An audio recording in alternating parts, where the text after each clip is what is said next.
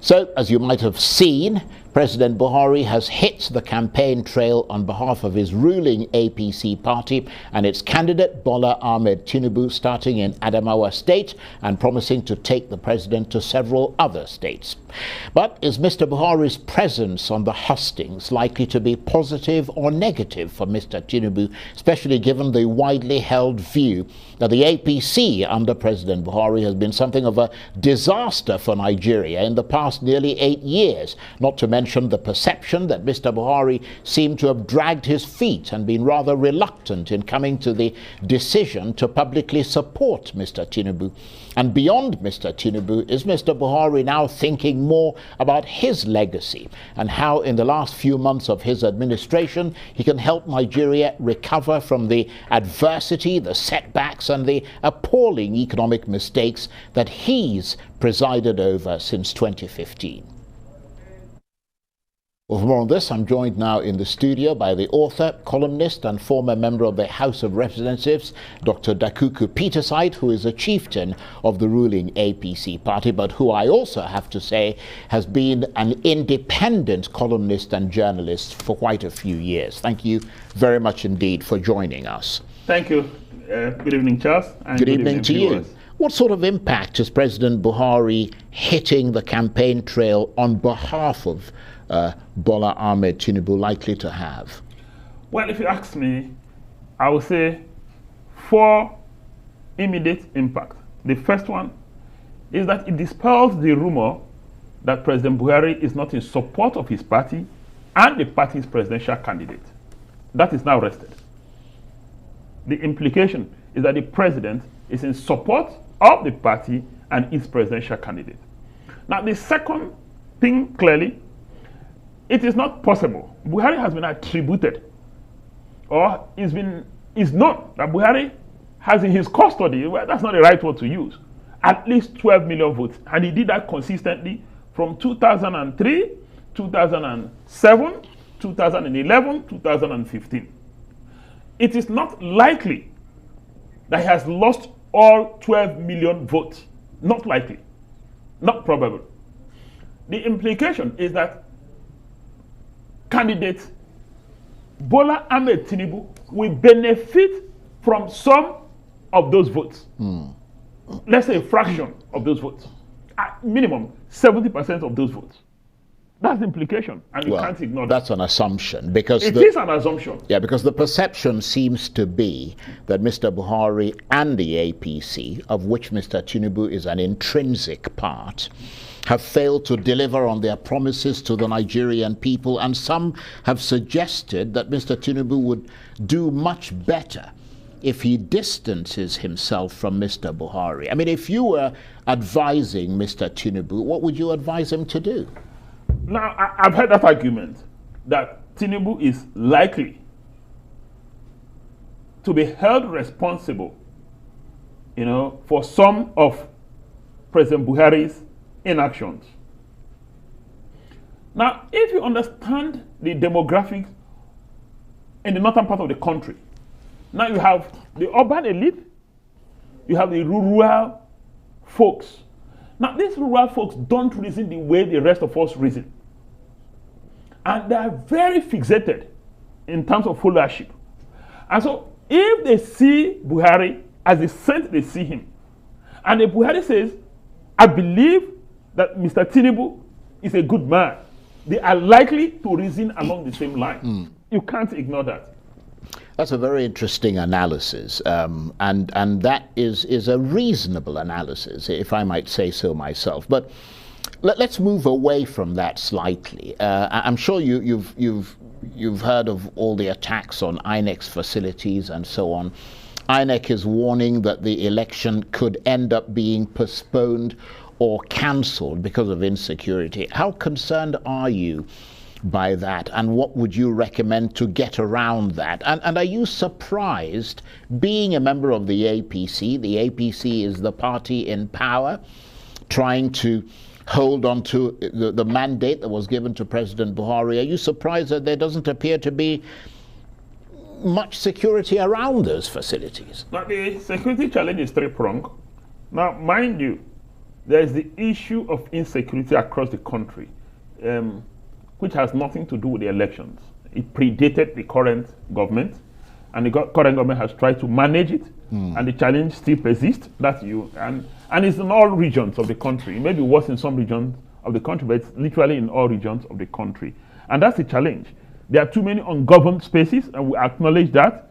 And it is part of the challenge that INEC has to deal with in the elections. Now, but the issue of some chaps targeting INEC facilities is of great concern. It's something that should give every Nigerian some very serious concern. But is that sufficient to put off the elections or postpone the election? My answer is no. Well, except we're saying except we're talking in the context of the general insecurity. Right, because they're the ones who conduct the election. I mean, they're not saying specifically because of attack on their facilities or whatever, but you have to wonder if they, given that they've actually come out to say, hey, this could potentially lead to elections being postponed or even cancelled. I mean, that should be a huge concern, yes, particularly for the APC. That there will be grave consequences. One, there will be a constitutional crisis. Now, the Constitution did not foresee a situation where we can't conduct elections. There's no provision in the Constitution saying when you can't conduct the election, you set up either an interim government. There's no constitutional provision for that. And so what will be the fallback position of both INEC and the government of yeah, but there's also a constitutional mandate that's imposed on the ruling party to secure the country. Not just the ruling party, the government of Nigeria. Yeah. So no matter the party. The ruling party being which is the government, I mean, they're the ones who are essentially running the government. Now, if you look at where we're coming from and where we are today, there's been marginal improvement in security. At some point, we had half of Borno State under the control of yeah, but that's not really the issue, is it? We've got elections just over a month away. I understand that. And we need to be sure that you guys have to assure us that we're going to have free and fair elections and secure elections. I'm reasonably convinced that the country is safe for the conduct of the elections and that there's nothing stopping INEC from conducting the elections. There are isolated cases of security challenges, and I believe that it will be addressed. And I think that the government has stepped up its game in trying to address those security challenges. Well, now, I'm sure you have, if you follow the trend, the president and the National Security Advisor has had multiple layers of engagement with the security agents and even those outside the security circle that has one role or the other to play to ensure that there's enough or adequate security for the conduct of the elections. We actually have no option than to ensure that we fix security so that we conduct the elections in this country. Well, we'll be watching, and the rest of the world will be watching very closely. Let's turn to the field of presidential candidates and the four front runners in particular. Is the new political force led by the likes of Peter Obi and Rabiu Kwankwaso getting stronger or weaker as the elections draw near in their challenge of the duopoly of the APC and the PDP? The first thing is that I have to acknowledge that this is the first time after 1979 that we're having a multi-presidential candidate, a seriously multi-presidential candidate election instead of the binary options that we're used to. Now, if you follow the trend, technically speaking, in 1992-93, Abiola and Tofa, it was a binary election. Then, subsequently, in 1999, you had two strong candidates, Olufalaye and eventually President Obasanjo. Then, subsequently, in 2003, there were two strong candidates, 2007, 2011, 2015, 2019. So this is the first time. And so it's in many ways similar to what we had in 1979. And so it makes the election unique. Now this is unique, this is peculiar. I see from my reading of the situation that people are beginning to fall back on their ethnic leanings. The Southeast will predominantly go with Peter Obi. Now, the Southwest will predominantly, that doesn't mean that a number of people in the Southwest will not vote against an Asiwaju, Bola Ahmed Tinubu. Then quite a number of people in the northeast, and I'm specific this time, may likely go with Atiku Abubakar, while some in the northwest will likely go with Kwankwanso. But again, there's been a lot of development that is interesting. If you notice, Afenifere leaders, and you consider them elites of the Yoruba race, a number of them are in support of Peter Obi. You also have a Soludo, who is from the southeast, Prince Atoeze, who is from the southeast, that is also opposed to Peter Obi and in support of candidates from other areas. Then we have Dr. Hakim Baba Ahmed, a northern elite by every consideration, who is opposed to both Atiku and Kwankwaso, and most likely supporting Peter Obi. So the elite, among the elite, there's been serious movement. They're a bit more open, they're a bit more enlightened in their approach to the presidential race. So it makes it difficult to call. Yes, that we must also that's a very interesting and very incisive analysis that you've given. And that is probably because you tend to be, I mean, you're leaning towards your columnist, journalist side as opposed to your kind of political affiliation side. So given that you're doing that, let me ask you to wear your columnist and analyst hat and not your APC cap. What do you think could prove to be the biggest surprise in this election, objectively speaking? Now, the first is that because of beavers, a lot more people have confidence in the system, and so the turnout will be good.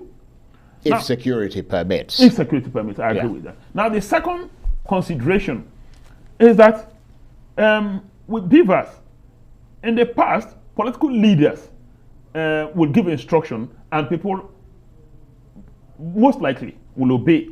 This time, they will give instructions and people will vote according to their conscience. That's something that will shock most people. So the kind of results that you will get will not be in line with what people predict. Now, the other thing is that at the beginning of the current election, electoral process, there was an assumption that the youth, by the way, they have like 48 million registered voters. They constitute the majority bloc in the voting process, that they were tilting to one side. But it's obvious right now that the youth are fragmented, so they're going to vote along different lines. Yes, I agree that the urban youth and the social media youth tend to migrate to a particular direction.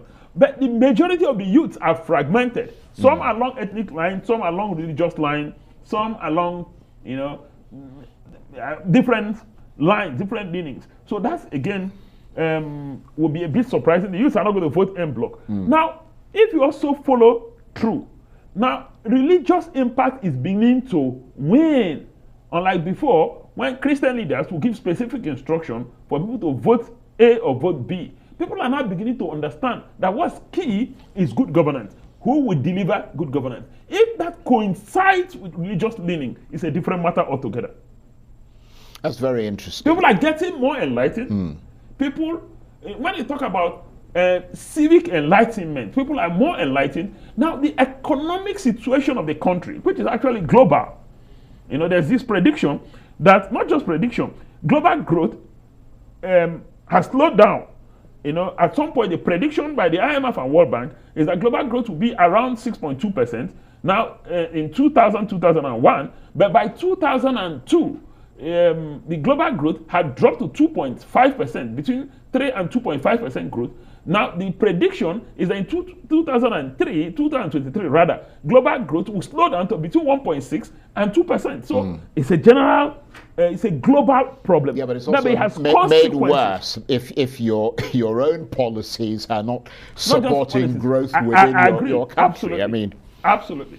But still wearing your columnist, analyst, journalist hat, which I have to say you're wearing rather well at the moment, do you see this dispute in the PDP? We heard Chuka Odom talking about it earlier. This dispute between Atiku Abubakar and the Nyesom Wike G5 group as hitting Atiku hard, but not necessarily fatally. Or is it likely to scuttle his chances at the ballot box? It's definitely hitting the PDP hard. You can't ignore the influence of the governors, even when I know they don't determine the direction the voters will go.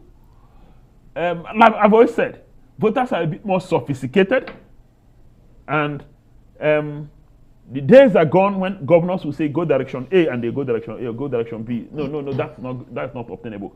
But some have access to resources. Now, some have political appointees who may go either way. But on the whole, it has weakened, it's a perception thing. It has weakened the chances of the PDP. There's a perception that their house is not united. Now, there's also a perception that this could lead to internal sabotage. It's a challenge that PDP cannot run away from. Right, okay. Well, we've got about a minute and a half or so left. Very interesting discussion with you. But let me ask you to put back your APC hat, put it back on again. I wonder how optimistic you are about victory for the APC. Do you wake up in the morning and feel sure that the APC will prevail over the PDP, Labour and the NNPP? Now, I'm happy you asked me to wear my APC hat. Actually, perhaps I should have asked you not to wear your APC hat. That might have been a little more objective. The basics are here. I'll just give you 4 parameters. If you look at the number of governors, number of members of National Assembly, obviously, APC has majority. These guys want to remain in government for the right or the wrong reasons.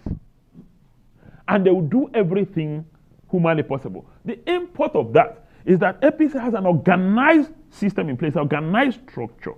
And in going to any battle, one of the key things both Sun Tzu and other leaders, strategists have told us, is that you can't go to war without a proper organization. It is only a proper organization that can help you deploy your strategy. And so they have that organization. And they have an edge over all the other political parties. Now, again, APC is obviously better resourced than all the other political parties. You can't ignore that. Now, if you talk about spread, APC has more spread than all the other political parties. Now, if you talk about experience of going to battle, you can't ignore that.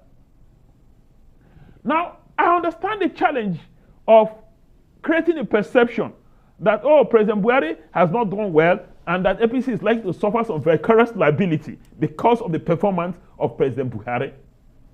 That is expecting too much from Nigerians. I don't think that it's an issue in this election. They know that President Buhari's tenure is technically over. They're talking about the performance of the next government. Buhari is not going to be the man who will sit on the seat and make decisions. So they're looking at the qualities of the candidates, not the performance of a President Buhari. Going forward, now we know that our parties are not ideologically based. And so it's not about the ideology of one party versus the other party. If you ask the ideology of Labour Party, it is not different from the ideology of NNPP or PDP or AP. So the issue is not about ideology. It's rather, we're still in personality race. Now, the issue of manifestos are literally inconsequential. Right. If you follow the trend, our manifestos literally means nothing to the average Nigerian. They don't bother to read it. They don't bother to, only a few elites, which constitutes 0.01%, bother to look at that and even believe that when these candidates get in power, that they will affect whatever is provided for in their manifesto. The ordinary people don't care to know what is in your manifesto. Well, presumably you're one of those who reads it. So exactly. So it's just a small fraction of the when you talk, you talk from knowledge of these things, and I appreciate very much indeed your sharing some of that knowledge with us today. Dr. Dakuku Peterside is a chieftain of the ruling APC party. He's also an author, columnist and former member of the House of Representatives. Thank you very much indeed. Thank you, Charles.